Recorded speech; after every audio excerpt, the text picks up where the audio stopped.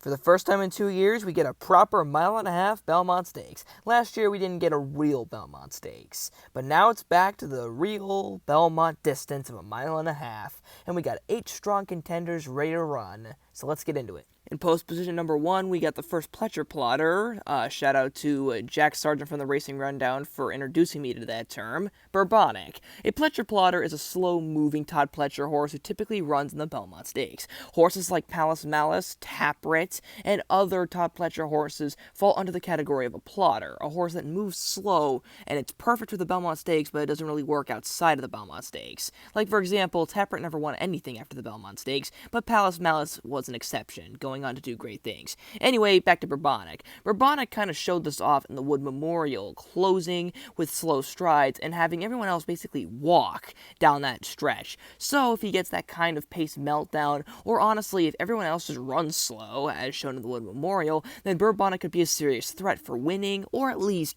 placing and showing, which is what I'm going to rely on in this race. So, down under, I'm going to use Bourbonic, although you won't see me use him after this race. Next is one of the favorites, which I'll definitely be using, Essential Quality. While he'll definitely be bet down to an incredibly short price, it's not without reason. Essential Quality is by Tapit, who has been kind of the king of the Belmont Stakes in recent years, and he also ran a respectable 4th in the Kentucky Derby. While he did fail to win as the favorite in that race, he still definitely ran a solid effort, some arguing that he was actually the best horse in the race, although that's up for debate. What's more important is that Essential Quality is still a very consistent and very safe bet to go, thanks to his incredible pedigree for the Belmont Stakes. So, don't count him out just yet. He still fits the same role that he had in the Kentucky Derby of being a very safe favorite type. Although I'm not going to use a simple win bet with him, I'm definitely going to be using Essential Quality in my main bets. After him in post position number 3, we got Rombaur, the Preakness champion. And while I did like him in the Preakness, I don't like him here. The mile-and-a-half seems a bit too long for him, and he fits the archetype of War of Will, a horse with a turf pedigree that goes on to win the Preakness, so kind of has some multi-surface talent. But War of Will tanked in the Belmont Stakes, so if my superstitions are correct, then Rombaur is not going to do well in this race. He doesn't really fit the mile-and-a-half mold. Mile and a quarter seems to be his maximum. As well as that, he prefers the turf over the dirt anyhow, which kind of goes to show his true talent as a racehorse, but his talent definitely just doesn't really fit the role of a Belmont Stakes winner. Next is Essential Quality's partner in crime, Hot Rod Charlie, who I'm going to be using in conjunction with him. And I know using 2 favorites doesn't sound all that interesting, but just bear with me here. Hot Rod Charlie does also come off as a pretty good horse. He beat Essential Quality in the Kentucky Derby, finishing 3rd, while Essential Quality finished 4th.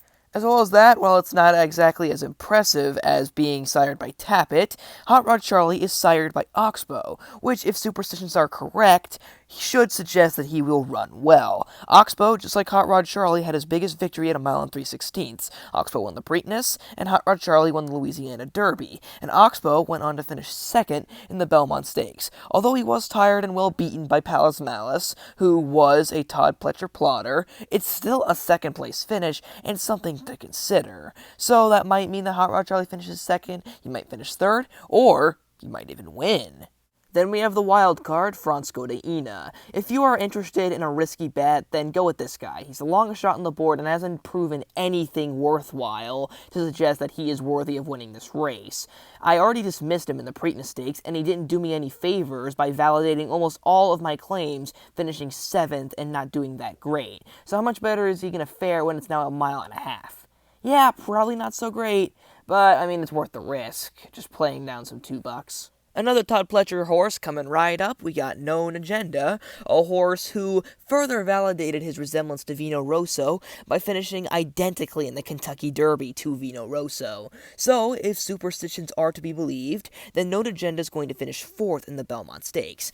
Obviously, that doesn't guarantee anything. He could finish better or finish worse, but I think it definitely does suggest something that maybe he's not going to win this race. Known Agenda, I still believe, is going to bloom later in life, but I don't think the Triple Crown Crown is exactly where it's going to be. I have a feeling that some people are going to be playing along with Known Agenda and thinking that because he's a top Fletcher horse and is sired by Curlin, who was second in the Belmont Stakes, that he's worth a shot at, and I can see why, but I'm not going to go with him this time. I'll definitely pick him more later down the line when he begins to bloom into a new kind of horse. Maybe he'll bloom in the Belmont Stakes, don't really know for sure, but I'm superstitious, and I'm just going to say that Known Agenda is like Vino Rosso at the moment, and thus should not have his best race in the Belmont.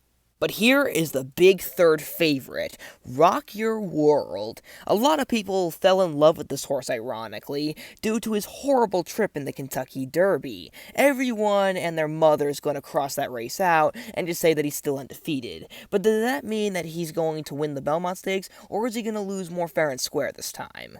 I believe that it's possible for either to happen. Whatever happens, though, he will definitely be the pace setter of this race, going to the lead, with Hot Rod Charlie and Essential Quality hopefully not letting him get away too far in the lead. It's very hard to get away with the lead when it's the Belmont Stakes, compared to, say, the Kentucky Derby. So that is something to think about. How is he going to handle this extra challenge? We don't really know. And he is by Candy Ride, which does suggest that he is capable of a lot of things. Candy Ride sired horses definitely have the ability to do almost anything, so the distance won't be a problem, but the harsh stalkers, Hot Rod Charlie and Essential Quality, which he'll have to test his mettle against, is going to be an issue. I'm going to personally avoid him, not because he's bad, but just because I have other horses more in mind, but he is definitely a good horse to think about.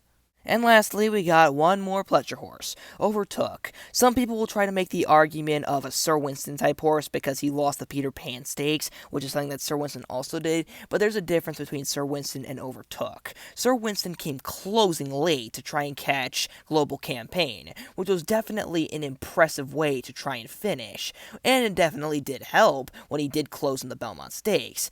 But Overtook is a bit different. He tried closing and didn't really get that far. As well as that, the Peter Pan Stakes was ran with a pretty slow time on a track that was labeled as fast. A lot of things that definitely make his third place finish in a field of 5 no less credible, and makes his 20-1 seem more valid than, say, a horse like Sir Winston. Doesn't really seem like a worthwhile long shot, but he is the second longest shot on the board, so if you're feeling lucky, then you can go with him.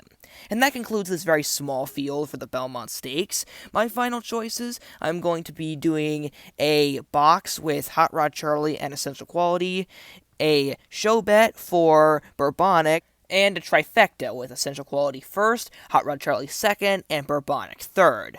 Hope you guys enjoyed this analysis. Comment down what your picks are going to be for the Belmont Stakes, and see you guys next time.